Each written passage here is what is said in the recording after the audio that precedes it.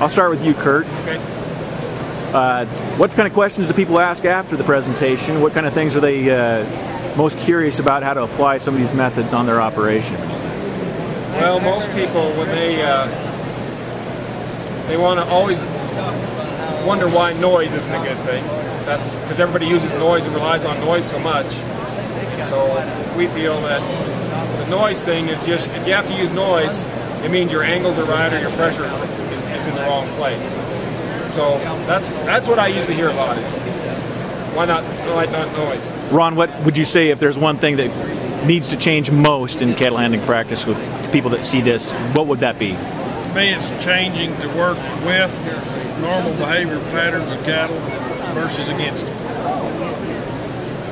Now, that takes some explaining, but that's the one thing I think we've changed. A lot of times we do things that are counterintuitive, putting pressure on the cattle. Like Curt said, putting the right pressure at the right time.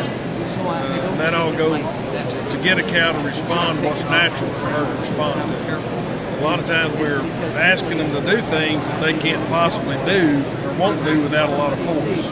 She runs over here, I'm not going to worry about that because I haven't got her grind driver yet. But once again, I can get her turned. I'm going to try to just keep it as slow as possible. These other cattle walk off, she's going to want to go with them. So once again, I'm going to try to work on that training we had. Go forward and stop her movement. Now then, I've got to really break a lot of habits here. Get this heifer to go forward. She's not going to want to go by herself. So what I'm going to try to get a friend with her right now to go. If I have to, I'll pull too. But right now, I'm going to have to be a little careful. Would you say the incentive to change or kind of add some of these practices is more of a public relations or more ease of production, a little bit of both, or what reasons kind of go into it?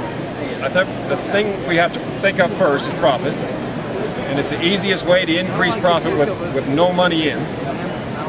And then second is public perception, because it's the right thing to do. So that's two things. Okay. And it really increases the quality of life for the human and the animal. And I think it's now become a revolution. People are starting to think it is the right thing. And for a while it was a little bit of a pushback. They didn't understand because we weren't probably teaching as good as we could. But now people are seeing and understanding that just a little change, they're already doing the right thing. But if they can just change just a little bit, they can make it even better.